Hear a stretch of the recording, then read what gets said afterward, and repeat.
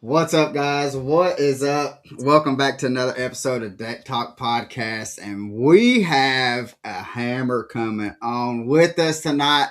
A local a local guy to us with it being in the Chattanooga area. And I'm sure everybody has heard. I know we have been hearing about this gentleman probably since he was about 10 years old, taking money from grown men at some local tournaments. But we got Bank Shaw on with us, and man, we're so excited to have him on. But before we get going, guys, let's take care of a little business real quick. So, lights out on the water, not with Firefly Outdoor Marines. This navigation light blasts bright without eye brightness or attracting bugs. So make sure you are seen with Firefly Marine Outdoors navigational lights. Go check them out at fireflymarine.com. Use discount code DECKTALK10 and enjoy those navigational lights and check out the other products that they have. But guys, if you don't know, I'm Colin Burnett. I'm Pappy J. It's good to be back. Good to be back. Man, I tell you. So we happened to get lucky, guys, and we have scheduled Banks to come on before he just made just tore him up on stage 6 at what was it, Grand Lake. Yep, And Grand Lake. I appreciate you guys for having me on. The run I've been on has been pretty special, and to get on here and be able to talk about it, it's even better. Heck yeah, heck Heck yeah. yeah. And so I want to start out, Banks. So how did you get into fishing? For people that may not know your history with fishing. So how did you get into it? Pretty much how it all started. I actually grew up right around the lake. It was on Lake Chickamauga back in Wolf Teeter Creek, if any of you guys are familiar with that. I had a little local lake lot down there. We had like a community boat ramp. Everybody in the neighborhood did, and that's pretty much where it all started. I would just go down to the boat ramp and just fish off the bank. Pretty much, just throw a red worm, night crawler out there, and just pretty much catch whatever bit. And how I got into bass fishing was I would catch some bass around there pretty much, but my grandpa, he would take me to his buddies like stocked ponds out in it was actually in Appleton, Tennessee, and he would take me out there and I'd catch Right. just a ton of fish, and like from then on I pretty much loved it. And then I fished off the bank a ton on the lake right around Harrison Bay, the state park. And I got my first John boat whenever I was around, I think, 10 years old. And I just had some trolling motors on it and would troll around the bank. And then from then on, I pretty much like knew right then and there, like this is what the dream was. Like I wanted to do it from then on out. Heck yeah, and that's one thing you that I want to be able to, like, with the podcast, that we want to be able to show, like, for kids that have that dream, to make fishing as a living. And you are, you are, when we get asked that, we tell people to kind of like follow in your footsteps, because forward facing alone, you are a hammer on forward facing sonar, but you are so versatile in any other aspects of fishing. So you're not solely relying on forward facing sonar, that you can adapt and make that changes when you need. And so that's, we tell people, like, just watch video of Banks. That's all you need to do. Just watch video of Banks, because it's just, that's how you need to kind of approach doing things, and just spend a lot of time out on the water. Yeah, I grew up like way before and like fished a bunch way before it was around. So like that was kind of just like, I guess you say, like an instinct that I learned like as I was growing up, just to kind of fish without it and like All right. understand what was going on without it. But nowadays, like you definitely like have to spend some time with it as well. Like the tournament, if you fish a tournament trail like where you're able to use it, like you basically like need to be somewhat good with it, understand it, and just like the traditional fishing side of things. And one thing I feel like I'm really good at is doing both of them, just because I grew up, like I said, just doing the traditional fishing, and I also learned that like pretty much when I came to college. A lot of the guys, like everybody was just kind of learning it at the same time together. And once I was like around a lot of guys that were doing the same thing, learning it as we would go, like we just picked up on so much through just like a season or just a couple years as we would all communicate to each other and pick up on it at the same time. Right. It's like everything else. I mean, it just takes a lot of time and practice to learn it, and you'll just slowly pick up on it. You just have to realize the little clues, the little differences that kind of go on throughout the day, and just really just like soak it up. Basically, I mean, just understand as much as you possibly can, and just piece it together on every little lake you go to, and like use what you learn, like say on your home lake, like try to make a new lake you go to relate to your home lake as much as you can. Yeah, and so has growing up on the Tennessee River and on Chickamauga and stuff, uh, has that been able to kind of help you like make decisions and stuff and being able to approach, I mean, because you're in totally different types of bodies of water, but has growing up on Chickamauga with it being a river system, but you can also get away to where it kind of fishes like a lake back in some sloughs.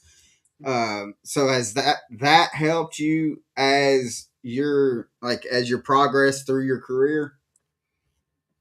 Yeah, I mean, I feel like growing up on the TVA is about the absolute best fishery you can grow up on, no matter what Agree. TVA lake it is, just because you can pretty much have every kind of like technique play a certain time of the year. You can understand every kind of condition like you get put in as far as like going to a new lake or something like that.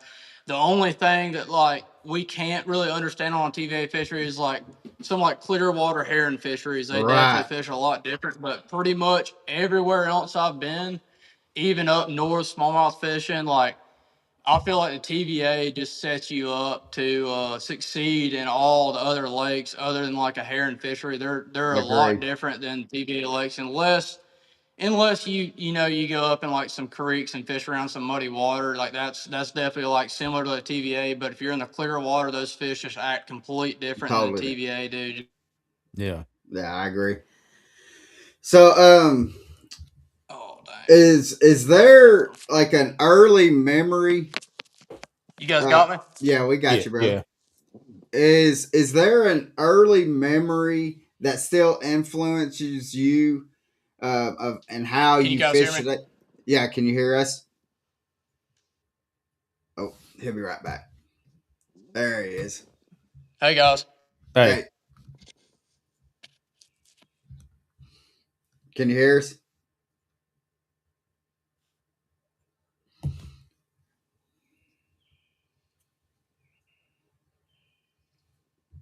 Can you hear us? Can you guys hear me? Yeah, Yeah. we can hear you. We got you. Can you hear us? I don't think he can hear us.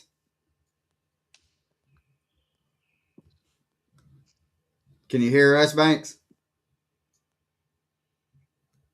Can you hear us? Let's see. What if we?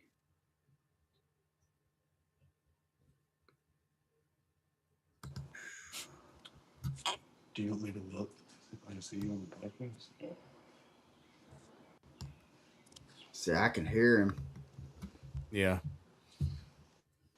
So, uh, while we're trying to figure this out, um, but yeah, Pappy. I mean, it's just from what he's done in his career, like what I said earlier. Like, I mean, he has been taking money from grown men for a long time on Chickamauga before before he even, you know, had even really started fishing any kind of professional tours. Well, and I think, and again, just kind of reiterate what he said. I seriously think that the TVA, it can make you a better fisherman, and it can also spoil you in ways because, you know, For sure. but even when they're not pulling water, it can kind of relate to a reservoir Yeah. fishery. And that's, I guess that's where you have to transition in that mindset. And just as well as I do, man, that's one of the hardest things to do because we're so used to running water and them pulling the water, and once they stop that, now we're searching for wind and stuff like that, and we have to kind of transition our way of thinking of what are we gonna do, or technique to throw to try to catch these fish. Yeah. And but it's hard. I mean, what these guys do and have to go to these different fisheries and to fish them, especially when you're used to a TVA lake. I commend people like Bank Shaw and uh, you know all of them that if they fish in any kind of Tennessee river system, and then Right. having to go to like a reservoir and try to fish some kind of type of reservoir or something like that. I mean, it could get challenging and Uh, especially stressful. I mean, I couldn't imagine. I couldn't uh, imagine it. well, I mean, I'm right there with you. I mean, it's uh, my thing is like how that, I mean, one thing that I think that kind of separates them from just, let's just say, your average weekend angler and stuff like that, is the fact that they have a couple of days, to be able to Hmm. go pre-fish. And some of these tournaments, though, they don't get any kind of pre-fish. They get dropped off at the lake, and they say they get a map handed to them. They say, you got from this area to this area, show us what you can do, Yeah. but to be able to go and find the fish that they need to be able to put themselves in the in contentions to win, or just to be in the money, let Hmm. alone win. And we and I think that, I mean, and a lot of it, I mean, he even said, just he just spent a lot of time out, out on the water, and everybody that we talked to just about trying to get better. That's what everybody says. You have to spend time out on the water, and so I but just how they're able to find fish literally so quick. And it's, what's up, brother? Can you hear us? Can you hear us? Daggum. I don't know what's.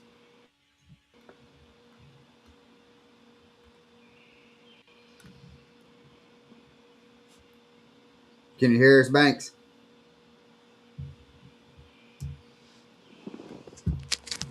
Let's see. What if I do? All right.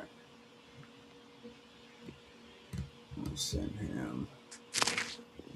Yeah, I mean, but even when he was talking about, when he was just a young lad, and getting in a john boat and Just puttering go. Yeah. around and beating the banks, and back in Wolf Teaver and stuff like that. And I tell you, that's not a bad place to start either. Back there in Wolf Teaver Creek, Mm, No. it goes pretty deep back in there. I'm Yeah. not So, sure what's going. um, I don't know why it's acting up, but yeah. I mean, well, I mean, I mean, you fished Chickamauga. I mean, just as long as I have, and we've gone back into Wolf Teaver, and I mean, we have caught a bunch of fish back there, and Well, there's plenty of things to fish. I mean, you got all kinds of options. You got a little bit of deep water. You got some springs. You got some pools. You got docks. You got stumps. You got some bluffs. You know, there's so much back there that you know. And the crazy thing is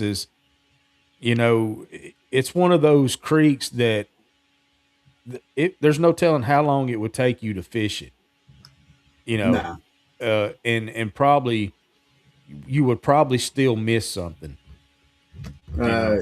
oh yeah, but and that's one thing about kind of like what he was saying about fishing Tennessee rivers, and it doesn't matter what lake it is that you have the opportunity to be able to learn that shallow water. You're able to learn deep water stuff. You're able to learn ledges and different kind of structures on the Tennessee River, with it being grass, docks, or whatever. That's kind of helps widen that learning tool and stuff that you're as you're growing up fishing on it, and uh, and so I mean it is. Can you hear us? I don't know what it is, brother.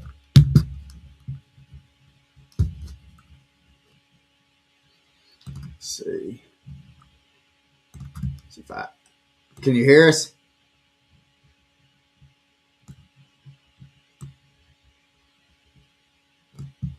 I wonder if he's got some earbuds. Yeah. Let's see.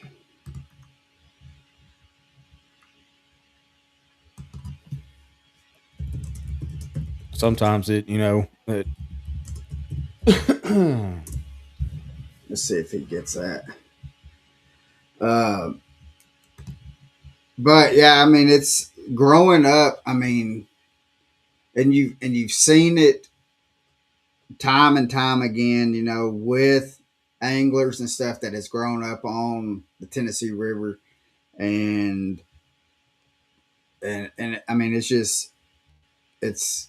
you hear me, I guys? mean, yeah. Can you hear us?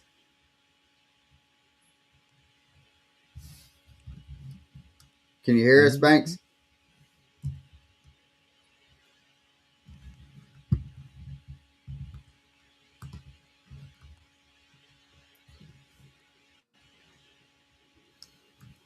It says speaker connected. Yeah, it's saying that. Can you hear us, Banks? So it's only showing that he don't have hardly any kind of service on it. It's not even showing any kind of bars when it was showing about three. Let's see. He says that he does not. Okay. Uh,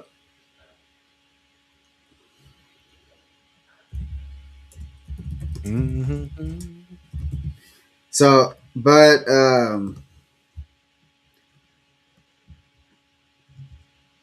let's see. I'm trying to figure out what we can do.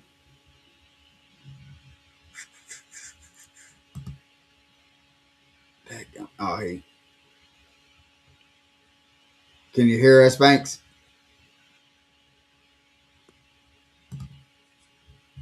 Let's see. Settings.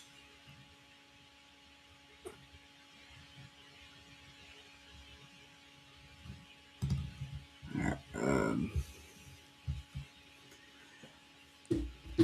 But yeah, I mean, because like let's see, because I can hear him. We Can you hear him? I Yeah, I can hear him.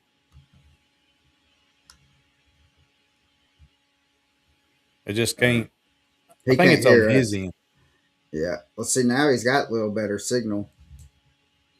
Let's see. It's going to. Yes. Sorry, guys. We will get it. We'll get it figured out. I'm going to next time. I'm just going to tell him to see if he can completely go out and log all the way back in. But and what's we've talked about this before. I don't know if we talked about it on the podcast, but I know we have on the boat of like how different, like one different from like lake to lake, like let's say Chickamauga, Nickajack, Gunnersville. All of them fish differently, Yeah. but in some areas they fish the same. Yeah. And so, um, but, and I think that also helps out. I mean, because being, like even from here, we're, we're a stone's throw from Chickamauga, Nickajack, Gunnersville, and I mean, and not that far from hitting Watts Bar, and Mm-hmm. I mean, we can drive an hour and a half and be on Wheeler. Mm-hmm. So that's, I mean, we got, I mean, that's what, five lakes that that are pretty well known. Well, Nickajack now, but I mean, and Watts Bar's coming up and is having some big fish caught in it and consistently. So, Yeah. but excuse me. So I think, I mean,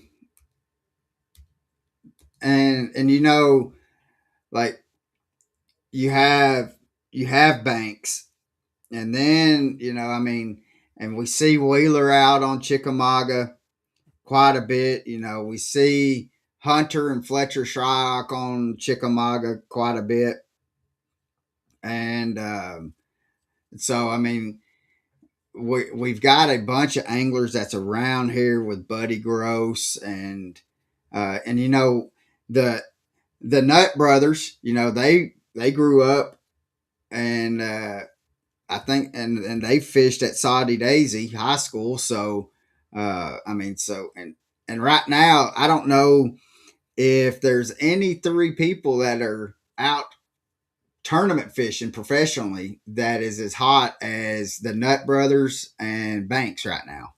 Oh yeah. I mean,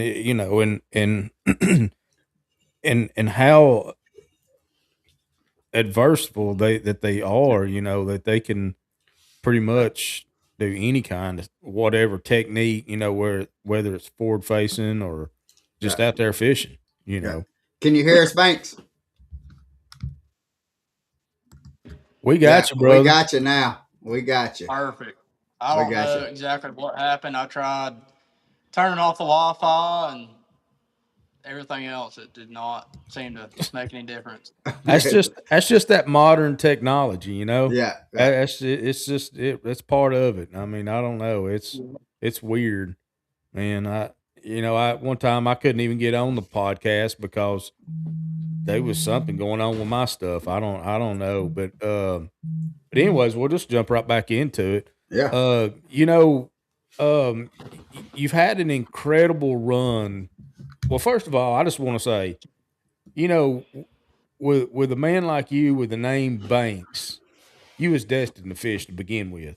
I mean, that me and Colin was talking about it, and I said, to have a name like Banks Shaw, the man was already destined. He was already going to be destined to be a fisherman.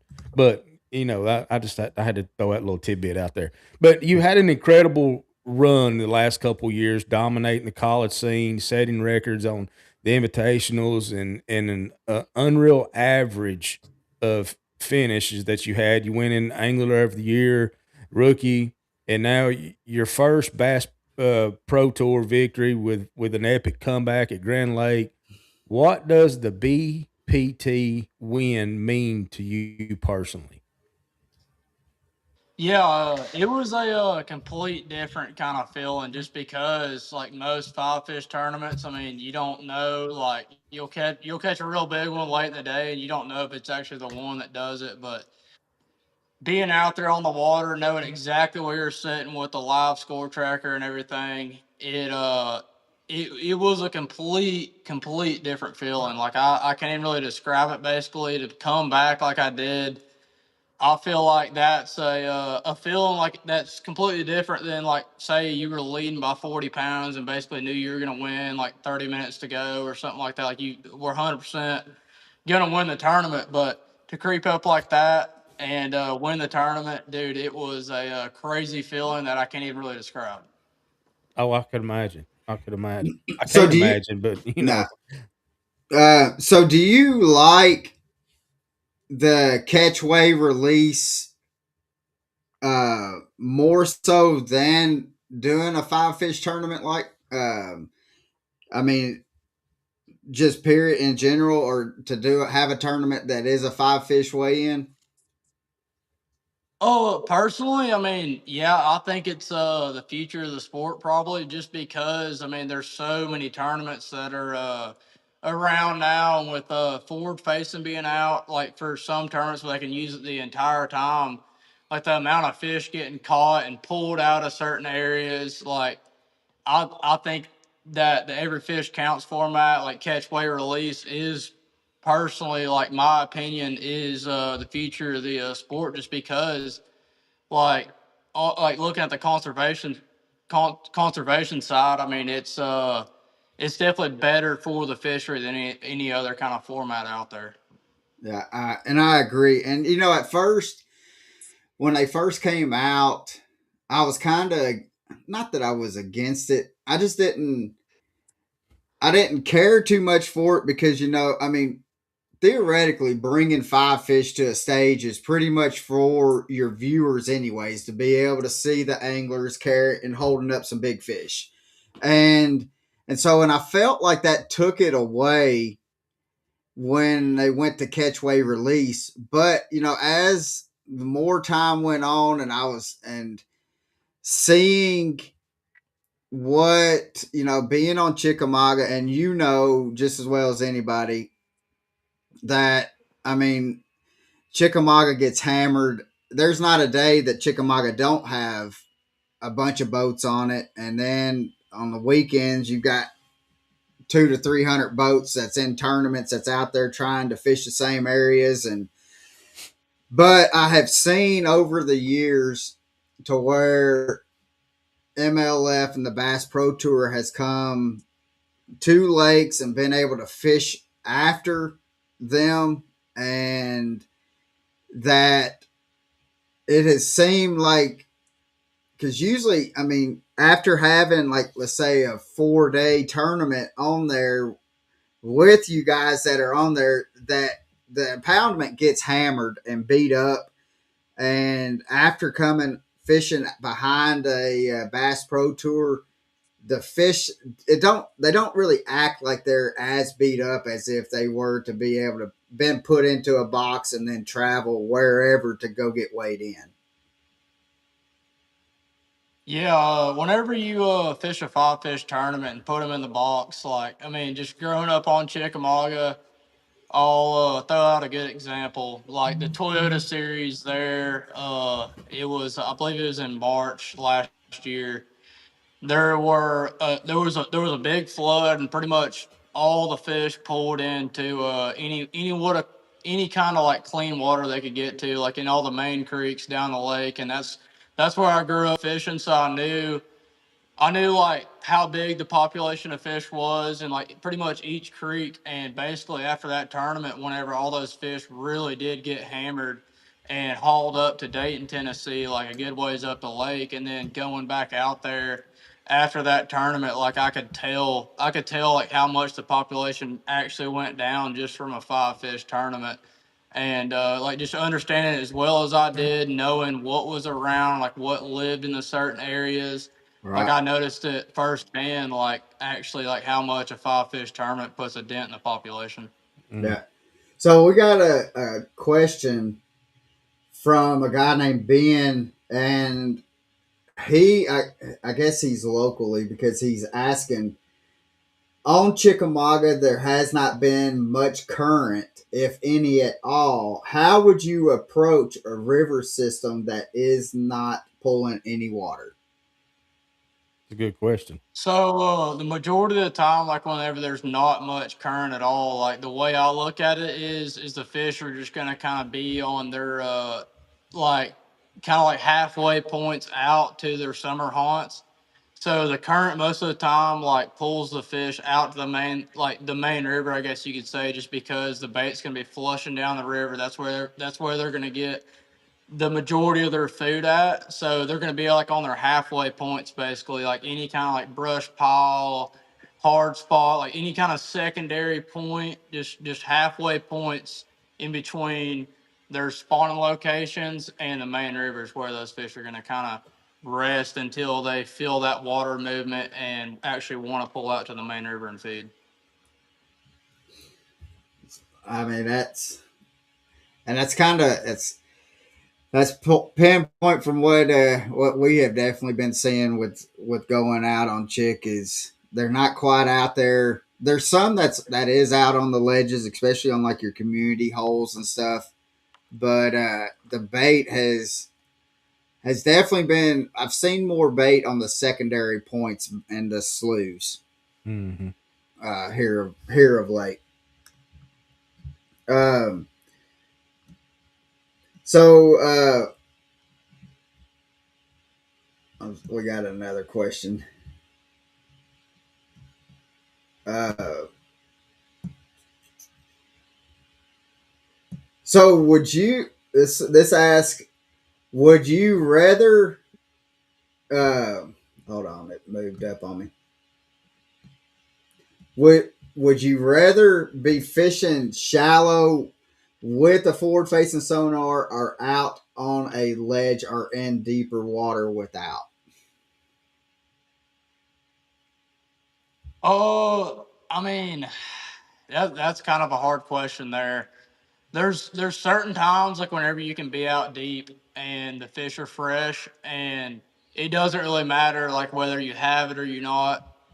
They're just gonna chew either way pretty much when they first get out there. Then up shallow, I mean there's certain times whenever you can find the isolated pieces of structure that are a little bit off the bank and kind of in that shallower depth range. I would say like 6 to 3 foot, I guess you could say, or even six to a foot, really. And you can really utilize it up there just to kind of see the stuff that's just off the bank that you wouldn't see if you were just using your eyes, like your visual targets. So I mean, personally, like I would rather have it whenever I'm off the bank. I would say like out super deep is definitely the best time to have it, just because like whether you're in a five fish format or every fish counts format, like, you can kind of target those isolated big fish. Like say you have a big school, they're not all going to be sitting in just one tight little circle. You can actually see kind of some bigger fish. Most of the time, they kind of sit around the sides of like the main group of fish, and you can kind of target those bigger fish out there deeper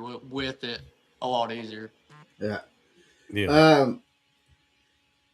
You're known for like kind of, I would say, like mastering the Tennessee River systems, especially like Chickamauga, and like Gunnersville, Pickwick areas and stuff.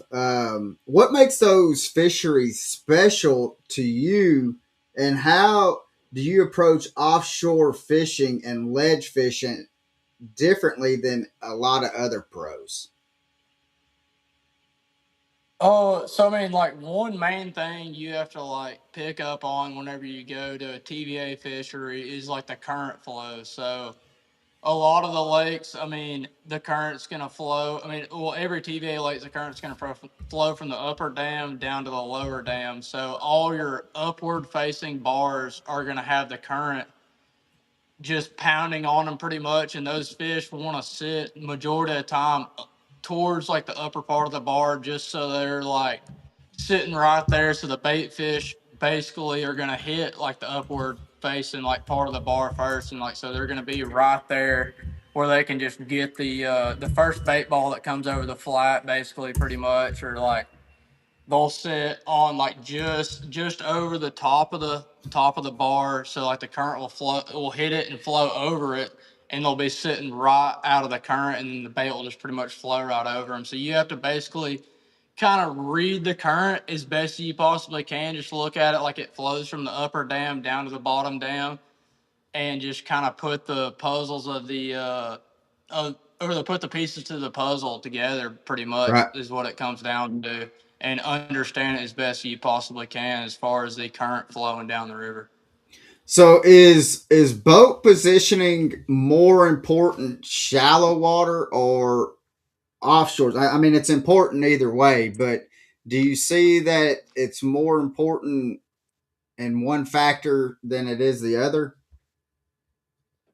I would say, I mean, it's about the same deep or shallow. I've seen it so many times, like, no matter if I'm deep or shallow, like say you have a group of fish, you catch a few of them. Like if you just change up your angle, the way you cast them, just show them something different. Right. Like it'll just instantly produce bites. Like nothing like you've seen. Like you wouldn't expect it at all. Like you would just think like, okay, they're probably done biting. Like you just switch up angles on like pull it from the complete different angle, because they'll all be pretty much facing one way. Like you're casting your bait, they're feeding that same way. Then you just change up something on them, and it'll fire them up again, pretty much. Yeah, and that's we've talked about this before, like on uh for about fishing the Tennessee River and stuff like that, is where we can like you can tell like when there's a somebody that is has not fished the Tennessee River, they just come to Chickamauga because they hear it has big bass. You can catch a PB bass, double digit, and and you can see like how they're sitting on the ledges to where uh, a lot of times like we will fish to where like if we're fishing a ledge that we are fishing a ledge out towards the deeper water or towards the channel to where the boat we're in between the boat or I mean in between the ledge and the bank of the river and a lot of people really kind of don't use that kind of technique to be able to get that bite going. Yeah, like the way you set up on fish, like typically, like right off the rip, I guess you could say, like how I normally like to first pull up to a group. It's just like your TVA, like all your basics. Like you want to bring your bait with the current off the start for sure. But I've seen it where times are like you can start off like that and then just completely switch it up on them, like something that they haven't seen, and actually pull your bait like up current or to the side of them, and it'll just trigger those fish in a little different way, just because they're not used to seeing it that way. Like every normal like kind of TVA fisherman, like it looks at it like bring your bait with the current, just because the shad they flush down with the current every time. But you can definitely switch it up on them, and it'll kind of surprise them, startle them, whatever you want to call it, and it'll trigger some bites. Well, that's what I was wanting to ask you too. Have you found it to be really successful at like a cross current uh, cast at a group of fish instead of a north south, with current or either downstream or upstream current? Oh, I mean, most of the time, not like I said. I mean, like the majority of the time, you're just gonna want to be down current of the fish and throwing up current, bringing your bait with the current. Right. But I mean, there are certain times like it has to be a place that sets up just right to kind of throw like across the current and kind of just let it flush down with it.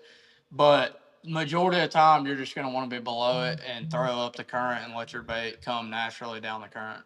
Yeah. Wait, that's good to know. So you've had some big wins using finesse techniques, jerk baits, drop shots, and more. What are some of your go-to patterns or baits right now that listeners should be throwing, especially for a summer and fall fishing? Yeah, so summertime, I mean, the fish are going to be moving out to their summer haunts. A lot of times, whenever you get to like, I'm just gonna use Lake Chickamauga as an example. Like Mm-hmm. whenever you find those fish and they're fresh out there, a crankbait, a hair jig, a big spoon, just like your traditional like ledge fishing baits. If you want to get really big bites, those are like kind of your staples for as far as like firing up a school and getting like say 3 to 5 big bites out of a group. And then as the year goes on, the fish get a lot tougher to catch. Then you have to move to like your finesse style baits, like your drop shot, your Nico rig, like a say like a Carolina rig, a jig, and then you can also mix in your jig head minnow to just generate bites pretty much. But earlier in the year, the fish are going to be fresh and they're going to pretty much bite whatever goes by them. So that's whenever you can resort to like the super big, oversized bait if you want to go after the bigger than average fish in the school, pretty much. So I got a question about I like to drop shot whenever possible. I don't know, it's like one of my favorite finesse techniques to do. I'm not necessarily great at it, but I like to do it. Anyhow, whenever you set up your drop shot technique, and I've heard of different guys that would talk, and they use different side or different type of hooks. They may go with a small finesse hook, or your typical drop shot hook, or they may even increase the hook, maybe go to a one or something like that. Um, but as far as like leader goes, or how far are you setting your hooks up your line there versus are you adjusting to the fish, or what is your go to there? No, a drop shot's a bait I really kind of just keep simple. Hmm. I typically only go. I mean, like a probably like a 8 to 12 inch leader above, or like 12 to 8 inches above my drop shot weight. So I just keep it a little bit above the bottom. I've heard like some guys before say like, yeah, keep it like 2 or 3 foot above the bottom. I personally have never even tried that. I just, like I said, I keep it simple, and if they're biting it, I feel like they're pretty much gonna bite it whether you have it 8 inches or 12 inches or 14 inches above the weight. Like they're just gonna be eating it. Okay, sweet. So how, because I like we heard like on the at the first tournament and stuff this year with Gunnersville, like you you had to reapply for the next semester of school, and it was what you had to do it right before it was right before the tournament. And so how are you balancing like college life, professional tournaments, and then just being out on the road? How are you able to keep that balance and to be able to stay focused and be like mentally sharp still out on the water with everything that you've got going on? Yeah, that's a man. It's hard to do for sure. It's kind of one of those deals. Like I just try to stay as busy as I possibly can out on the water, and just go back to the house and kind of do that at the same time. Yeah. Can you guys give me 1 second? I got a UPS driver pulling up. I Yeah, gotta sign for this package. you're Yeah, good. no, You're you're good. good. Good. So yeah, Pappy. I mean, I couldn't imagine, when I was in college, like there's no way that I could have been mentally, uh, you know, to be able to be on the road as much as they are, and Hmm. traveling, being, and then be able to keep my mind clear enough to be able to know and focus on like I need this to be able to go, uh, and to be and still be able to pull off tournaments. It to me is just I don't know how in the world he does it. It's crazy. It just blows my mind just to see what he's how he's doing it. Oh yeah, Yeah, absolutely. sorry about that, guys. I Oh, you're good, got a brother. UPS driver right here. They're staring at me with their little device out, wanting me to sign for a package. No, you're fine. You're fine.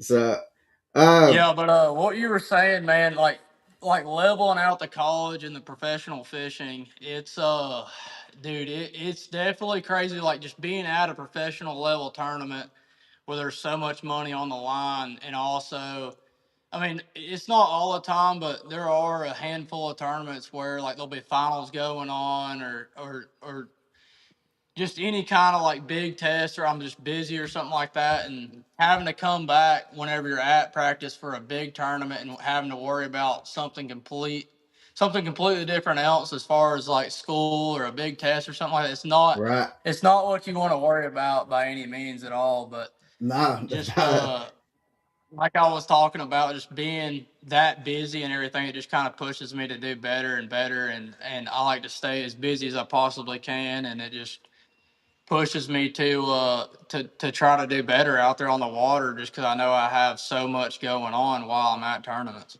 yeah. And I mean, because that's one thing that it is that I was saying while you was getting that signed is like to me when I was in college and stuff like I mean I was busy enough as it is with it and stuff that I couldn't imagine throwing uh I mean I could see I played uh baseball in school and stuff and I could see about doing like the tournaments like that, but then when it comes down to where you're fishing for $100,000 or $125,000 or whatever, and knowing that like all right, I've got to be pinpoint on. I got to know what's going on and figure out all this stuff. It is, I don't.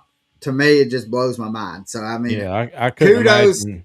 kudos to you, brother, on it. Yeah, I couldn't imagine the stress and the anxiety of balancing both. I mean, Yeah, yeah, it's going from one extreme to the next, and the military was stressful enough, and you had it was controlled chaos. So I guess that's kind of how it is, though. I mean, it's controlled chaos for you guys out there. yeah. Michael Bradley says, "Good evening, fellas. That was an exciting last Gonna period lose to again. watch." No, we got you still. Can you hear us?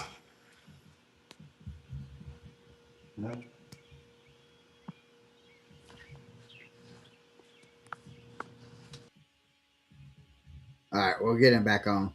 Yeah. But I mean, that's some,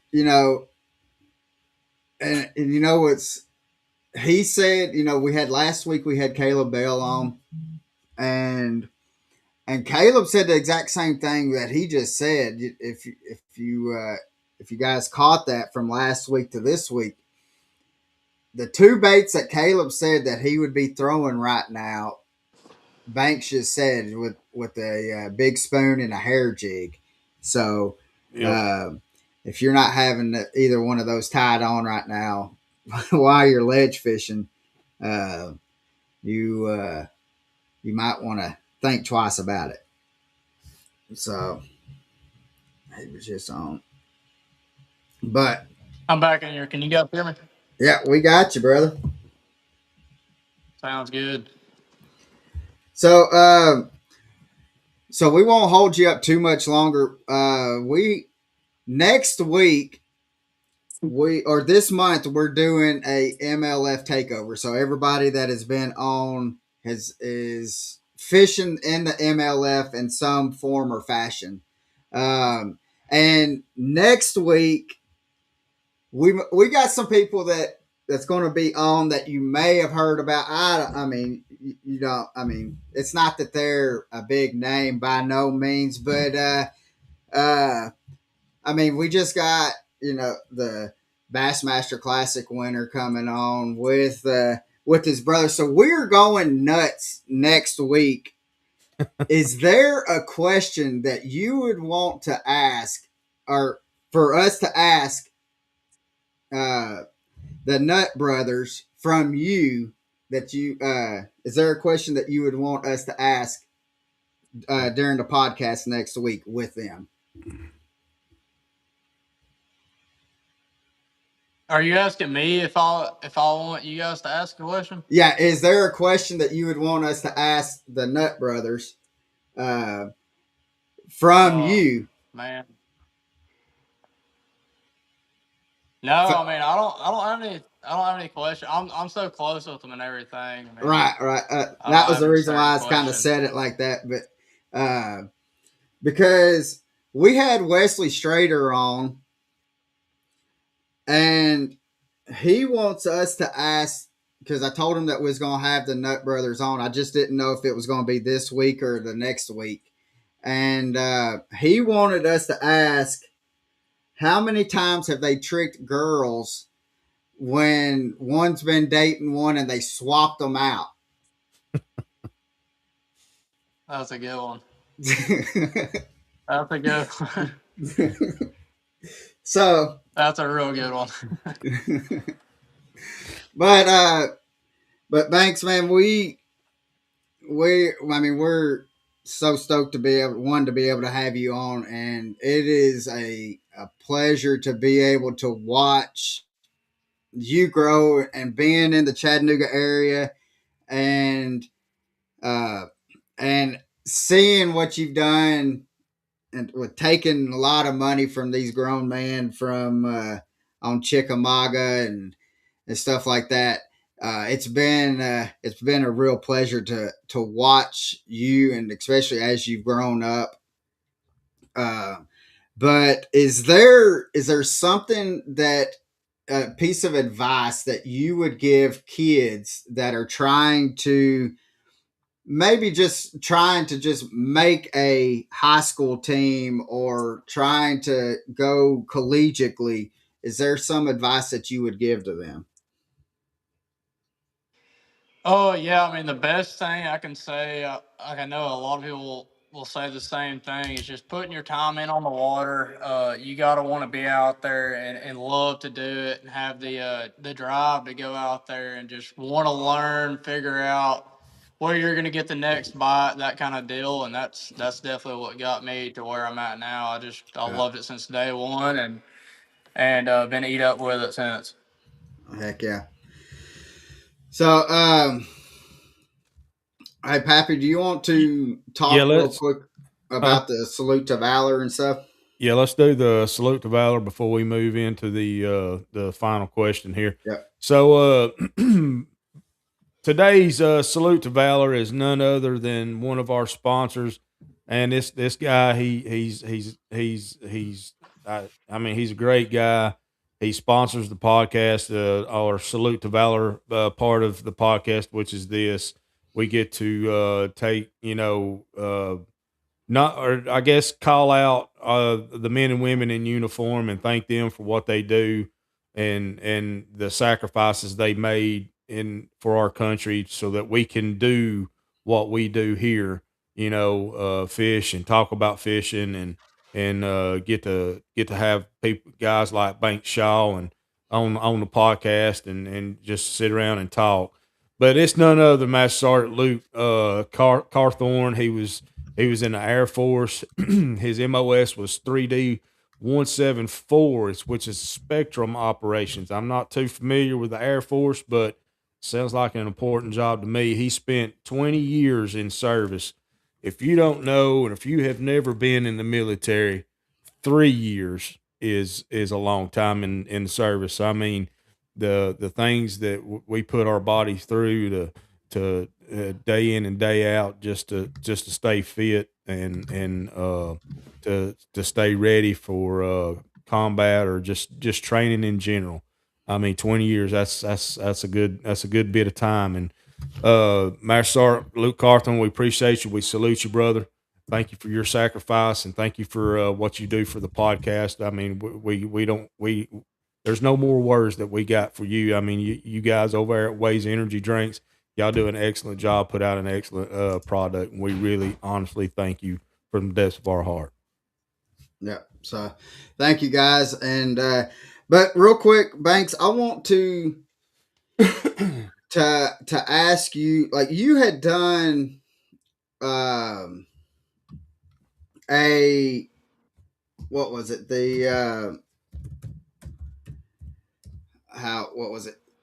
With one of your sponsors, uh, you had done the to where they if people bought that entered them into a free fishing trip with you. And one, can you talk about like your sponsors that kind of help you get to be able to do what you do, and can you also talk about like that if especially if y'all are going to do another one of those like the fish with you or the Nut Brothers?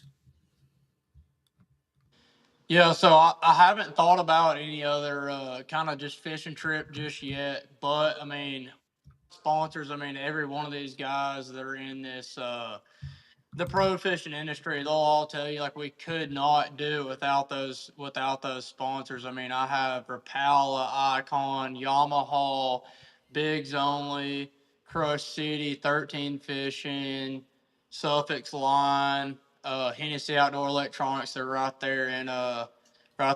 around Chattanooga. And I mean, like guys will tell you over and over, we could not do it without the backing behind us. It's definitely how we make this possible. Also, Sims, I mean, they have some great apparel out there as well, along with Bigs Only. And yeah, it's definitely super nice to have those guys behind us and everything, and support us along the way, and just make this dream kind of possible to chase. Heck yeah. So and I actually I need to go and get a couple of some shirts from that Bigs Only, and Yeah, really. because some of their apparel is, I mean, the apparel on there is just phenomenal. And so, uh, but let's go with our last question, brother.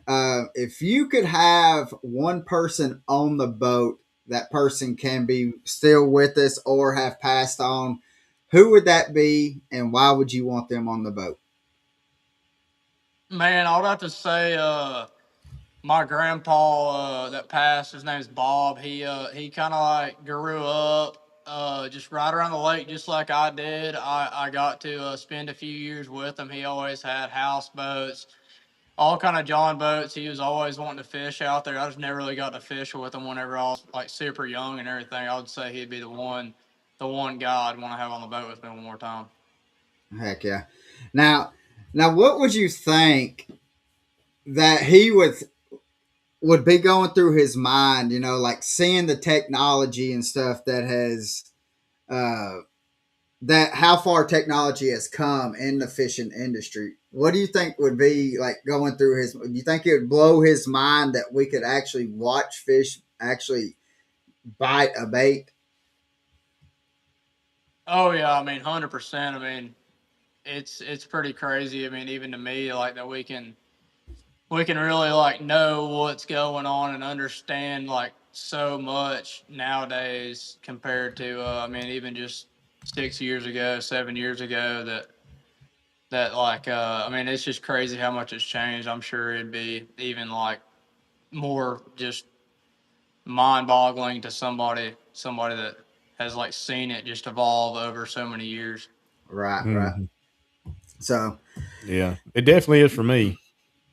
yeah, I mean it is definitely crazy to see just from the time that with growing up, and I grew up in Middle Tennessee fishing Old Hickory Lake, and then moved to Chattanooga and been here for 26 years, going on 27, uh, and just seeing going from being in my grandfather's boat with a flasher, it's just been crazy to see what Yeah. it is now. Oh yeah. So, but guys, we're going to get off here next week again. We have the Nut Brothers coming on, and so we're going to get to ask questions to them and kind of chit chat, pick their brains a little bit, and but don't make sure you don't miss that episode. But there's links to every social media for Banks in the description. So make sure you go hit those links, hit that like, follow, and subscribe, and keep track of what Banks is doing. And so, and make sure you tell him that you saw him on the Deck Talk podcast. And with that being said, remember, guys, God loves you as if you were the only person in this world to love. And we will see you next week, guys. Appreciate it, Banks. Appreciate Thank you. you guys for having me on. Thank you.